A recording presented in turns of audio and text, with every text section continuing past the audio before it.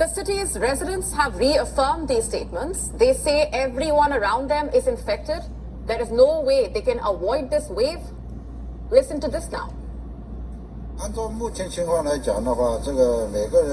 Under current circumstances, everyone is at risk of getting infected with COVID-19. It's inevitable. It's best not to be overly worried. We cannot avoid it. We cannot avoid it anyway. So all we can do is take care of our own health. That's how I see it.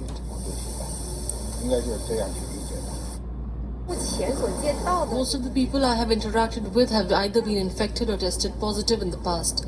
In my personal estimation, the peak of infections appears to have arrived earlier than was reported.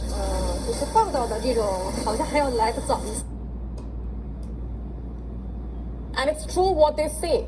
Karma is a boomerang.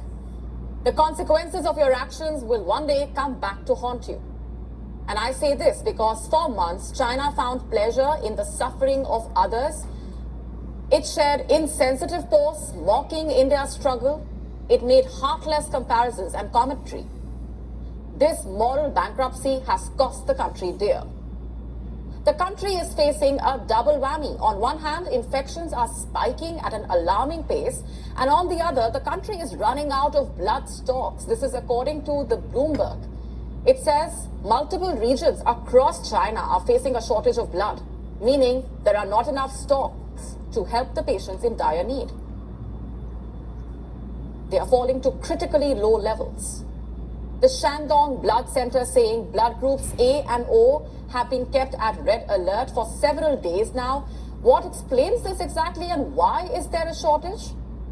Because of the spike in infections, it has overwhelmed the hospitals and clinics, depleted the stocks of clinical blood for supply.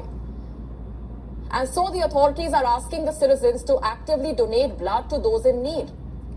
And that's not even all. They say this shortage will reach an all-time high around Lunar New Year.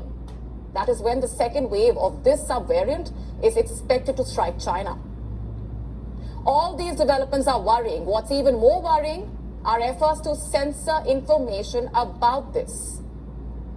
Have a look at this headline now. It was carried by Xinhua on Sunday. This is a state-run Chinese news agency. It says China's National Health Commission has stopped publishing daily COVID-19 information. Stop doing so, meaning it will no longer give out details about daily COVID-19 data in the country. And why is that? Because authorities have doubts about the reliability. What a beautiful excuse. What China is essentially trying to say is that the authorities themselves cannot confirm the veracity of cases. Basically, how many of them are actually testing positive and how many of the new cases are bogus. How do we even perceive something like this?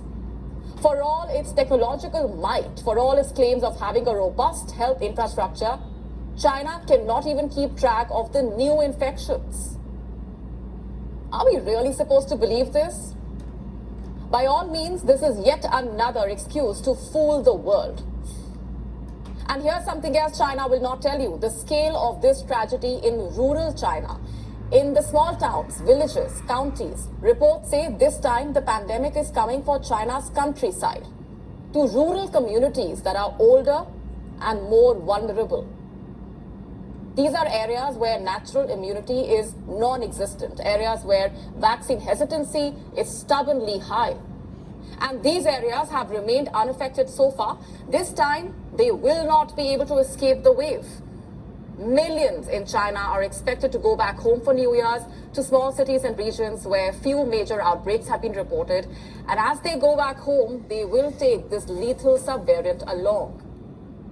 Reports say this could lead to an extraordinarily severe outbreak in rural China, an outbreak that the authorities will not be able to manage. You wonder why Look and Vibrant do not use Chinese ingredients